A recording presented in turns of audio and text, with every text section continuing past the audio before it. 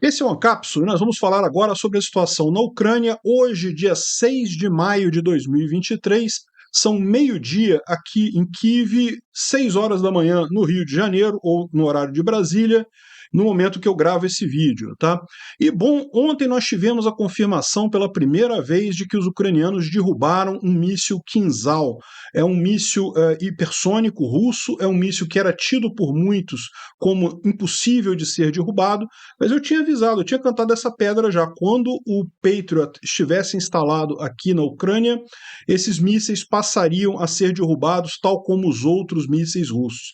Houve uma certa confusão. Primeiro eles confirmaram que tinham derrubado o míssil, depois negaram, disseram que não era fake news, que não tinham derrubado, depois confirmaram de novo que derrubaram. A gente vai explicar por que teve essa ida e vinda aí. Além disso, a gente tem informação de que é esperado pelos russos, pelo menos os russos estão dizendo isso, que a contraofensiva ali em Zaporizhia vai começar nos próximos dias ou talvez até nas próximas horas, e com isso eles estão fazendo uma grande evacuação de civis ucranianos ali na região, muito similar ao que fizeram em Kherson, na margem direita do rio de Dnipro, né? Então o rio de Dnipro, essa área toda aqui que foi depois retomada pelos ucranianos, ela foi evacuada em parte pelos russos, justamente poucas horas antes dessa contraofensiva ucraniana, né? Estão imaginando que essa região toda de Zaporizhia aqui vai ser tomada muito rapidamente e por isso estão tirando as pessoas de lá. Essa retirada das pessoas tem dois objetivos para os russos. Primeiro, que eles querem gente, né? A gente sabe que os russos têm problema populacional, problema demográfico, eles querem levar os ucranianos para longe. E além disso, eles querem tirar de lá também os colaboradores, as pessoas que ajudaram os russos, porque evidentemente a vida para essas pessoas não vai ser fácil depois da contraofensiva ucraniana. Então, um absurdo eles fazerem isso, mas enfim, mostra só que eles estão realmente assustados com isso, né? Em Bakhmut, depois do Prigozhin ameaçar sair de lá, né, tirar o grupo Wagner de Bakhmut, o Kadyrov, olha só que coisa, diz que não, vamos botar as tropas especiais dos Kadyrovitas para proteger, para fazer a tarefa lá em Bakhmut, pode ir embora Prigozhin, que a gente dá conta, e isso está sendo tratado da forma esperada, como uma piada muito engraçada e coisa e tal.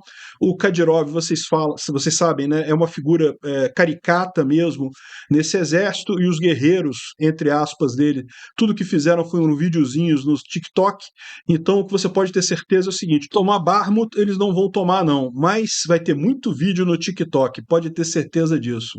Além disso, tudo indica que o Prigozhin de fato foi deixado lutando sozinho ali em Bakhmut. As forças russas, segundo temos informações, elas já estão mais preocupadas com a contraofensiva ucraniana do que em terminar de tomar Bakhmut. A esse momento parece que todo mundo desistiu, mas o grupo Wagner não desistiu não. Embora eles tenham prometido ir embora no dia 10, no momento eles estão fazendo todo o possível e o impossível para tentar tomar Bakhmut. Ontem fizeram, por exemplo, um bombardeio com fósforo, com munição incendiária, e para tentar desalojar os ucranianos de lá, teve muitos incêndios em Bakhmut por conta disso, mas enfim, vamos ver se eles vão conseguir. Eu acho que não vão conseguir, não.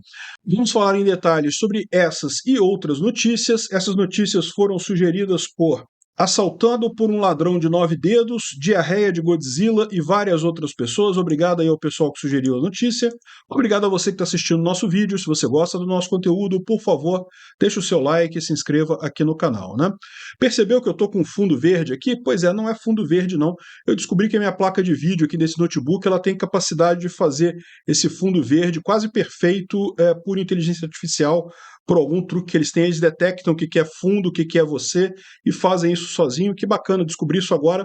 Então é uma boa notícia para mim que eu não preciso mais me preocupar com isso, eu posso fazer os vídeos parecidos com lá em casa, mesmo estando viajando, né?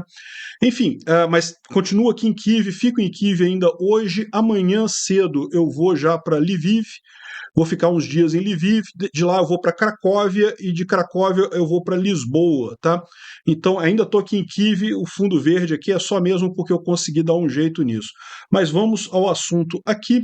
Bom, ontem, logo depois que eu lancei o meu vídeo, saiu a informação de que os ucranianos teriam interceptado um míssil Ra-47 Kinzhal, que é um míssil tido como indestruível dos russos, né? Os russos falam que esse míssil não tem como defesa antiaérea pegar e coisa e tal, que se eles quiserem lançar uma bomba atômica ali, esse míssil tem capacidade de levar ogivas nucleares. Se eles quiserem lançar uma bomba atômica com Kinzhal, não tem como derrubar, que defesa antiaérea nenhuma pega, porque é um míssil hipersônico e coisa e tal. Mas eu já expliquei para vocês que esse negócio de míssil hipersônico, isso é uma balela, é uma buzzword militar que o pessoal está tendo. A China também está falando que tem, não, porque eu tenho míssil hipersônico e não sei o que lá. E, embora sim seja um míssil muito difícil de ser derrubado, não é tão fácil quanto os outros mísseis, ele tem algumas limitações também. E principalmente o que acontece? Esses mísseis hipersônicos eles não conseguem andar na velocidade máxima deles no momento da reentrada.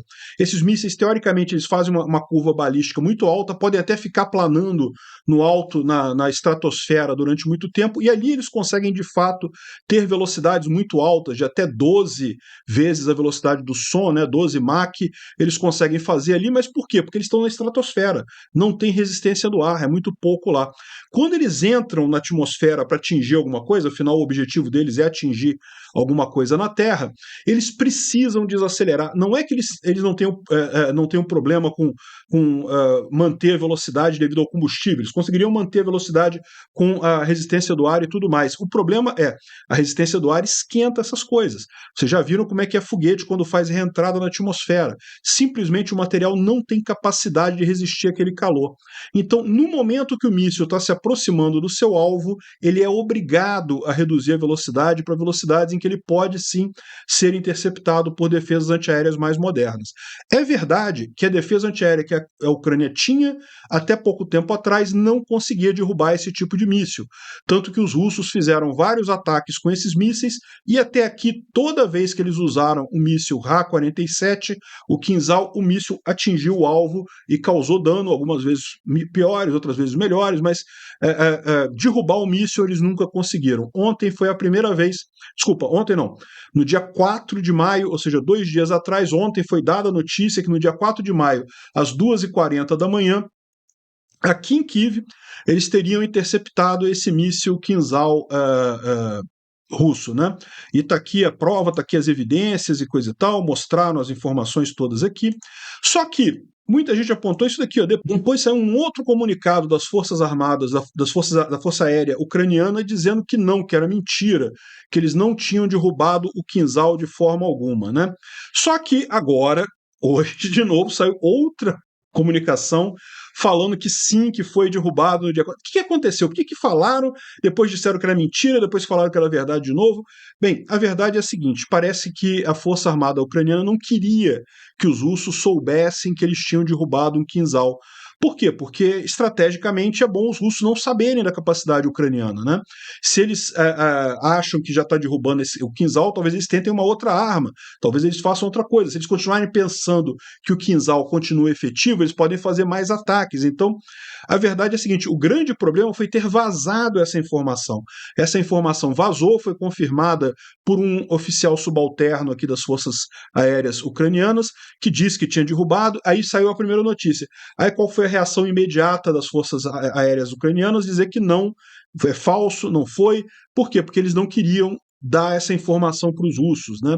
Então houve uma falha de OPSEC aqui realmente, mas o míssil foi derrubado. No final das contas eles perceberam que não tinha como esconder, já está todo mundo sabendo, já tem imagem, já ficou claro para todo mundo que sim, que derrubaram o Kinzhal. Então, infelizmente, uma vez que foi quebrado o OPSEC, não tem mais o que fazer, depois que a informação já está por aí, né? Não tem mais o que ser dito, não adianta mais tentar desmentir coisa e tal.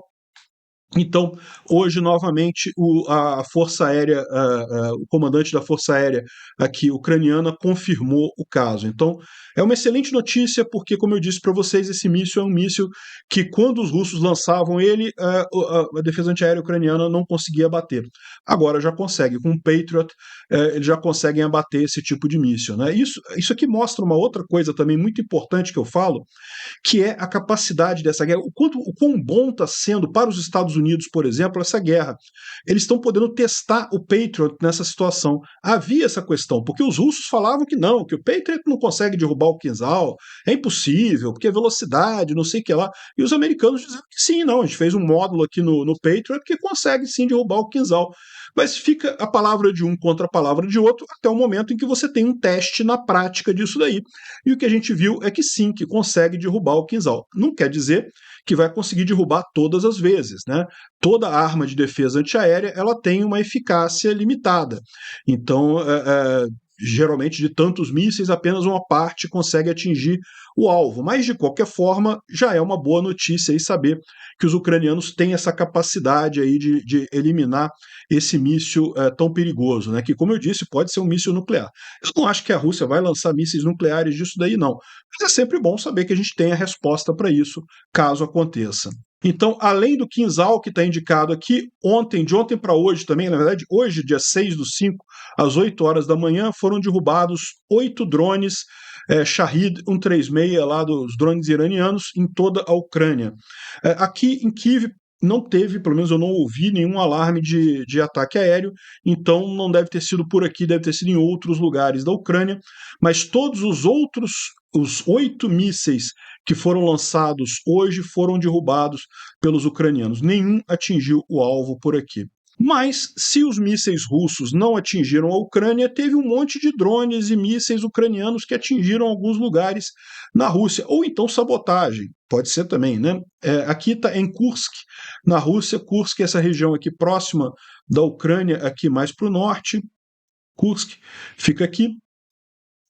E a gente tem aqui um incêndio, alguma coisa pegando fogo aqui em Kursk. De novo, a gente não sabe se foi um ataque ucraniano ou se foi um acidente, pode ter sido um acidente também, mas você sabe, né, nos últimos dias os ucranianos têm visado muitas coisas, muitas refinarias, depósitos de petróleo, enfim, pode ser que tenha sido alguma coisa ali nessa região. Aqui uma outra coluna de fumaça muito grande próximo da Azovstal, em Mariupol. Vocês lembram, Mariupol aqui no sul, né, foi conquistada pelos russos, foi tomada pelos russos de forma ilegal, vai ser retomada muito em breve, mas por enquanto está controlada pelos russos e, lógico, também se tornou um grande hub de logística para os russos nessa guerra. Muito do combustível que vai para a linha de frente, munição, soldados e coisa e tal, tudo passa aqui por Mariupol. Por quê?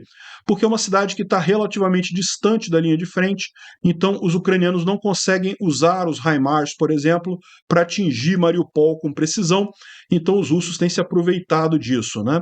Só que teve aqui uma explosão grande lá, a gente não sabe o que é, alguma coisa está pegando fogo lá. De novo, pode ser acidente, pode ter sido um acidente, pode ser sabotagem interna e pode ser um ataque ucraniano que tenha atingido alguma coisa ali. A gente não tem mais informações. O que a gente tem é esse vídeo lindíssimo aqui do pessoal passando por uma coluna aqui de Bradleys, que são aqueles veículos de apoio à infantaria americanos, né? São veículos muito bons e que parecem que estão andando aí em algum lugar ali perto, em algum lugar da Ucrânia, né? Lógico que eles não vão falar onde é, mas acho que a contraofensiva está para acontecer aí muito brevemente. E, de fato, a gente já vê aí essa preparação para a contraofensiva ucraniana em bloggers russos, né? Por exemplo, esse cara aqui, Russians with Attitude, dizendo, olha só, eu me permito a previsão humilde que nos próximos 5 a 6 dias vão ser muito difíceis para os nervos de todo mundo. Lógico que eles estão falando para os russos, né? Ele está dizendo, ó, pessoal russo, se prepara aí, se guardem, né? Steel yourselves, ou seja, se protejam, coloquem sua armadura psicológica, porque vai ser difícil. É isso aí, os russos têm que se preparar mesmo. Infelizmente, parece que eu não vou pegar a contraofensiva ucraniana aqui em Kiev. Adoraria ter visto isso, mas pelo menos eu tenho a consciência que eu ajudei, porque eu trouxe o sol para cá. O sol veio e secou a região toda. Aqui está sol de novo hoje. Aliás, todos os dias que eu estive aqui, fez um sol muito bonito aqui em Kiev. Então, aí, está tudo pronto para a contraofensiva. Vai acontecer em algum momento. Onde eu estiver, eu vou documentar essa contraofensiva. Daqui, como eu falei, eu vou para Lviv, Cracóvia, Lisboa e depois volto para o Brasil. Não interessa onde eu estiver, a gente vai falar sobre a contraofensiva. Excelente. O importante é que ela funcione, que ela dê certo, né? E em virtude desse receio das pessoas, já tem comandante falando que vai ser nas próximas horas ou nos próximos dias e coisa e tal. Mas as autoridades russas começaram a fazer evacuação de vários vilarejos ali na região de Zaporíjia, né? Então, realmente, até aqui o pânico está tomando conta do pessoal. O pessoal aqui do Ukraine Frontlines tem falado aqui sobre queima de documentos e, enfim, nessas cidades, o pessoal se preparando mesmo para o pior, né? E eles dão uma outra informação aqui que é o seguinte: está faltando combustível nessas cidades ocupadas aqui na região de Zaporísia. Essa falta de combustível, segundo eles estão dizendo, é porque muitos civis estão querendo vazar de lá, então não querem ficar na linha de frente, estão enchendo o tanque do carro para ir para o mais longe possível dali. Então, por isso está faltando combustível. Mas não é impossível imaginar que as ações ucranianas de atingir depósitos de combustíveis nos últimos dias já tenham feito algum efeito nessa história, né? É lógico, se o exército tiver pouco combustível, ele vai guardar o combustível para ele e não vai dar combustível para os civis. Então, provavelmente é o que está acontecendo. A questão é se o exército tiver com tão pouco combustível que nem para ele seja suficiente. A gente sabe que para os civis não está sobrando, não. Os civis estão com dificuldade de comprar combustível e está aqui, ó, as fontes dizem que todas as estações de petróleo na área de Melitopol estão completamente sem combustível, porque todo mundo está enchendo o tanque para sair de lá e eles não conseguiram repor essa gasolina, né? Ou seja, se tivesse sobrando gasolina, se tivesse normal a gasolina lá, mesmo com todo mundo enchendo o tanque, ia ter gasolina por lá, né? O fato do pessoal estar enchendo o tanque e estar acabando a gasolina é realmente uma coisa positiva para os ucranianos e muito ruim para os russos. Pode indicar de fato que está havendo falta de combustível por lá, né? E outra coisa curiosa, tá vendo aqui? Isso aqui é uma fila de ônibus em Berdiansk. Berdiansk é essa cidade aqui no sul que parece que está sendo o foco da evacuação, ou seja, o pessoal está saindo dessas cidades todas aqui, sendo evacuado para Berdiansk, e a partir de Berdiansk pega o ônibus para outros lugares da Rússia, né? Olha a fila de ônibus aqui fazendo a evacuação lá em Berdiansk, né? Todas as cidades aqui, ó, em Zaporísia estão sendo evacuadas pelos russos, inclusive Enerhodar, olha só. Toda essa área aqui está sendo evacuada em direção a Berdiansk. E aí de Berdiansk eles mandam para outro lugar, ou seja, daqui eles estão jogando tudo para lá e daqui eles vão enviar para outro lugar, provavelmente, né? Uma quantidade grande de lugares aqui, de cidades que estão sendo evacuadas e que mostra a preocupação deles justamente com essa área aqui, né? E daí, além disso, além da evacuação dos civis, o que está acontecendo também é queima de material aqui, ó.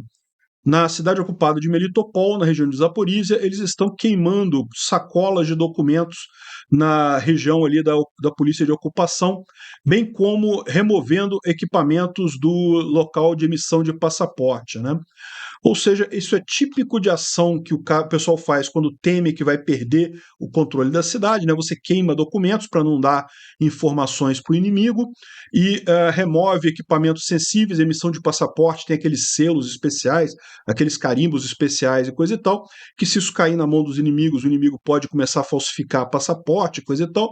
Os russos, muito preocupados com isso, estão tirando tudo de lá, queimando o que puder ser queimado, estão realmente se preparando para uma derrota, né? É o que indica que é. Olha só, aqui está a discussão sobre esse assunto, sobre o que está acontecendo ali em Zaporísia, e o pessoal falando aqui, veja, o original é isso daqui, né? Evidentemente em russo, e aqui o pessoal comentando, e vem mais um gesto de boa vontade russo aí, estamos ferrados, né? E um novo Kherson, ou seja, vão fazer igual o Kherson que está tirando as pessoas.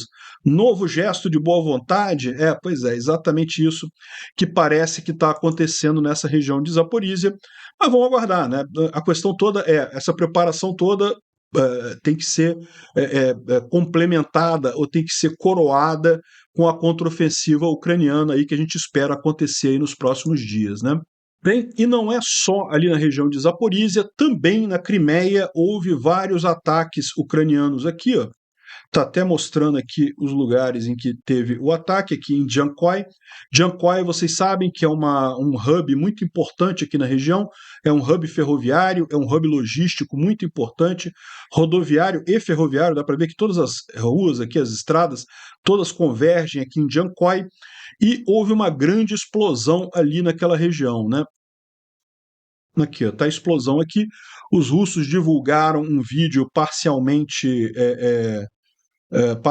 obscurecido aqui, porque eles não queriam revelar exatamente onde foi a explosão, mas foi em Jankoy uma explosão muito grande que deve ter atingido alguma coisa muito séria lá. Foi algo bastante significativo. Tanto que, imediatamente depois, em seguida, os russos fecharam a ponte da Crimeia.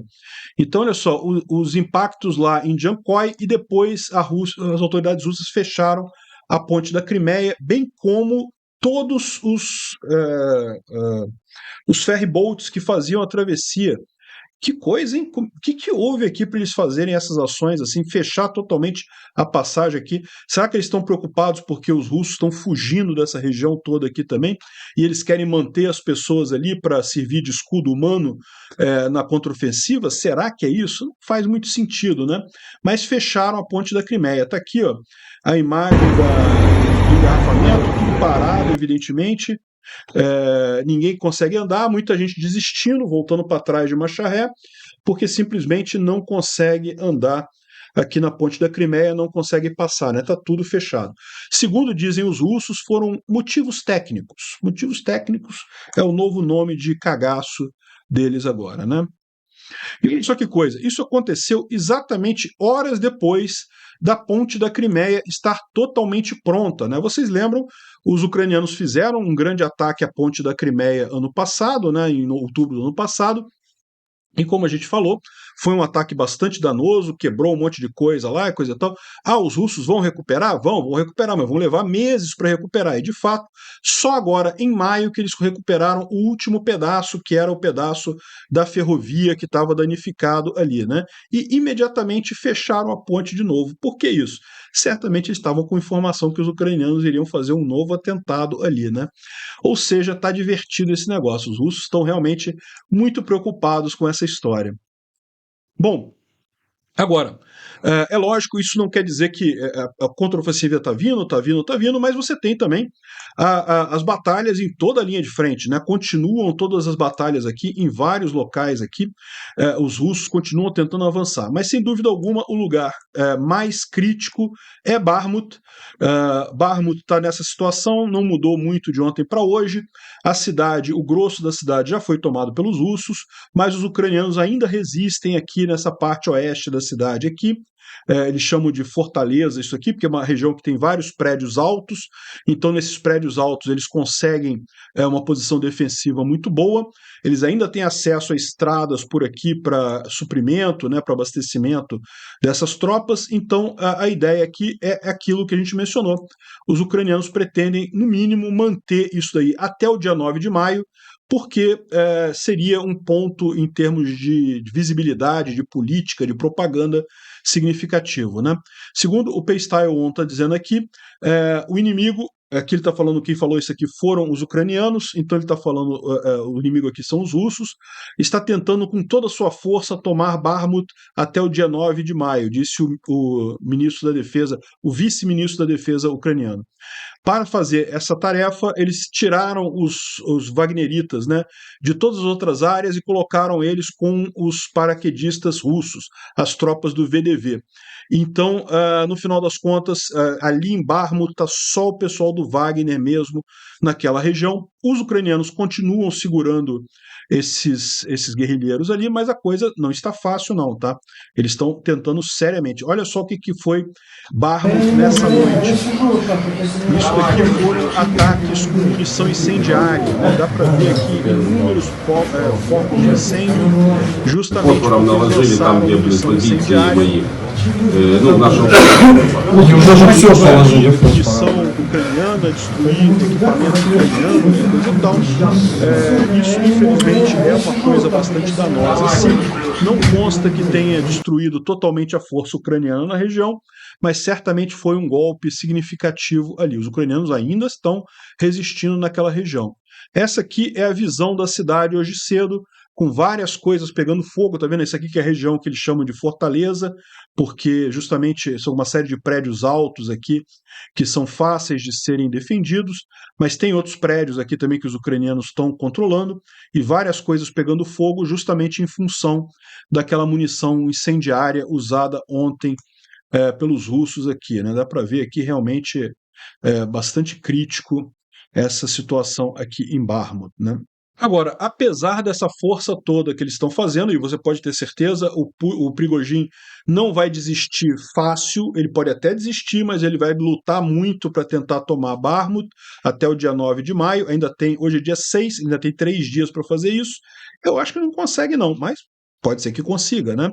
Agora, já estão saindo algumas informações aqui, por exemplo, falando sobre o preço de não aceitar que Bakhmut não aceitar a derrota em Bakhmut vai ser conhecido pelo público em geral e Prigozhin vai ser chamado nada mais do que o carniceiro de Bakhmut, né?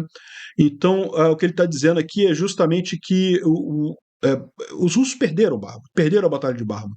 Eles não conseguem tomar a cidade. Essa insistência que eles estão para tomar as últimas partes da cidade está causando tantas mortes. A gente viu isso. O próprio Prigozhin mostrou no vídeo ontem, né, os corpos dos soldados daquele dia, que morreram naquele dia, e coisa e tal. E o que vai acontecer aqui é isso. Segundo eles estão dizendo aqui, quando vier a público quantos russos foram mortos nessa batalha por Bakhmut, o Prigozhin vai ter um bocado de explicação para dar. E é isso que eu falo para vocês. É por isso que o Prigozhin está reclamando de munição. Ele está recebendo munição normal. Ele não está com falta de munição, não. A questão toda ali ele tem que jogar a culpa para alguém. Ele sabe que vai dar merda aquilo ali. Quando o pessoal perceber exatamente o que aconteceu ali, quantos soldados foram jogados no moedor de carne ali, alguém vai ter que responder por isso, né? E daí o Prigozhin já está começando a apontar os dedos, está falando, não, é o Shoigu que não mandou munição, é o Gerasimov que não mandou munição, e coisa e tal, não fui eu não, e coisa e tal. Mas o mais certo é que vai ser ele mesmo, né? E quanto a sair no dia 10, é aquele negócio, é porque provavelmente não tem mais o que fazer lá depois do dia 10, de qualquer forma, já não vai existir mais Grupo Wagner no ritmo que eles estão caminhando, né? E eles estão apontando aqui, ó, o Tucídides Traplord está falando aqui que os russos estão cometendo uma falha estratégica enorme na região de Bakhmut. Por quê? Porque uma boa parte das tropas russas está entrincheirada aqui no sul de Bakhmut contando com o grupo Wagner agindo na linha de frente. Mas não tá trabalhando em posições defensivas. Isso significa que, se a Ucrânia inicia a contraofensiva antes do grupo Wagner completar totalmente o ataque e se entrincheirar, todo o centro da Rússia está completamente ferrado ali na região. É aquilo que a gente já mencionou, que talvez a contraofensiva aconteça exatamente em Bakhmut, né? Justamente aproveitando que os russos estão ali nessa história de tomar Bakhmut para então fazer a defesa, e não conseguem tomar Bakhmut, daqui a pouco vem a contraofensiva e eles não vão ter posições defensivas seguras, vão acabar sofrendo muito na mão dos ucranianos, né? Então, falando de forma aberta, o Mané lá, careca, está falando certo. Se ele perder essa batalha, a Rússia perde tudo. Que coisa, hein? Vamos torcer. Eu acho que vai perder tudo mesmo. E a outra parte aqui, que é mais uma parte de piada, né? O Prigozhin, como a gente disse, ele ameaçou tirar as tropas do Wagner no dia 10, né? E aí o Kadyrov, que é um palhaço humano que algumas pessoas consideram ser o presidente da Chechênia, ele veio dizendo que não tem problema não, eu vou mandar os Kadyrovitas lá, nós vamos substituir o Wagner e coisa e tal, né? E o Kadyrov, vocês conhecem, se vocês sabem, é um palhaço completo, depois procura aí, Kadyrov jogando futebol, Kadyrov jogando basquete, o cara é um palhaço completo, que olha só, nem ele tem mérito, nem de ser um general importante, na verdade o mérito dele é ser filho do pai dele, o pai dele foi o filho da puta checheno que fez o acordo com o Putin, e aí em troca de encerrar a guerra na Chechênia, ele ficou com a presidência da Chechênia como uma república autônoma, mas ainda dentro da Federação Russa e coisa e tal. Então, o pai do Kadyrov era um filho da puta. O Kadyrov é um filho de um filho da puta, entendeu? É um cara que, até em termos de sacanagem, ele é de segundo grau. E é um palhaço com isso daí, então não tem nenhuma lógica esse tipo de coisa. Se o pessoal Kadyrovita foi enviado para Bakhmut, eu acho que vai ser muito divertido. Por dois motivos. Porque, primeiro, esse pessoal não participou de nenhuma batalha significativa. O que eles fizeram foi só ficar fazendo videozinho no TikTok de batalha, fingindo que estavam guerreando em vários lugares. Quando chegar lá em Bakhmut e pegar as tropas ucranianas pela frente, Bom, a gente vai ter um monte de videozinhos no TikTok bem engraçados no final das contas, né? O Instituto para o Estudo da Guerra fala aqui como o Ministério da Defesa russo parece que teve tirado a prioridade de Bakhmut em favor de preparar a defesa contra a contraofensiva ucraniana. Ou seja, isso é um outro ponto de vista. O que eles estão dizendo aqui o grupo Wagner, só ele continua avançando em Bakhmut, tanto que isso diminuiu a força do ataque russo ali em Bakhmut, e as forças russas na região já estão preparadas para a contraofensiva, já não estão se preocupando mais em avançar, estão tentando só cavar, né, se entrincheirar para aguentar a contraofensiva. Isso mostra como o grupo Wagner está sendo cada vez mais prejudicado nessa história, porque ao tentar avançar, evidentemente ele perde muitos homens. E como ele tenta avançar e não está se preocupando em se entrincheirar, em montar defesas, ele vai acabar ficando frágil no momento da contraofensiva, né? A persistência contínua do Wagner lá em Bakhmut é incongruente com a diminuição geral do ritmo da ofensiva russa em todo lugar na Ucrânia, à medida que as forças convencionais parecem estar focadas agora na defesa, né? E as perdas que o Wagner tem sofrido lá em Bakhmut, junto com a remoção da prioridade da cidade, acabam levando Prigozhin e o Wagner, em particular, para uma posição muito ruim. É provavelmente por isso que o Prigozhin está falando de sair de Bakhmut e coisa e tal, enfim. Ele fala aqui sobre a remoção, né, sobre da retirada dos civis na região de Zaporísia. Isso é uma coisa muito ruim, realmente, mas a gente já falou sobre isso, né? E também aqui tem algumas informações novas sobre o dia 9 de maio. Dia 9 de maio, dia da vitória, já expliquei para vocês, os russos comemoram, fazem um desfile lá, né, uma coisa muito significativa e coisa e tal, mas agora costuma ter uma recepção do dia 9 de maio no Kremlin, né? Então, depois do desfile lá, o pessoal mais graduado lá do governo, os generais e coisa e tal, se reúnem numa recepção ali no Kremlin, e o Putin cancelou esse evento. A parada militar no dia 9 de maio, ali na Praça Vermelha, continua mantida, mas a recepção depois foi cancelada pelo Putin, né? E embora a parada ainda esteja mantida, está com uma situação de tantos bloqueios em Moscou. Isso daqui são os bloqueios feitos agora, nesse momento já estão ativos para a parada do dia 9 de maio. Repara a quantidade de bloqueios. Diz que está praticamente impossível você se mover por Moscou neste momento. Você simplesmente não consegue andar em Moscou de tanto medo que esse pessoal está de alguma ação ucraniana no dia 9 de maio. Vai ser muito divertido. Obrigado por assistir o vídeo até o final. Além de curtir, compartilhar e se inscrever no canal, considere se tornar patrocinador com valores a partir de R$ 1,99. Clique no botão Seja Membro abaixo para saber as condições e vantagens de patrocinar o canal. Mais informações sobre o nosso projeto, visite nossos sites indicados na tela.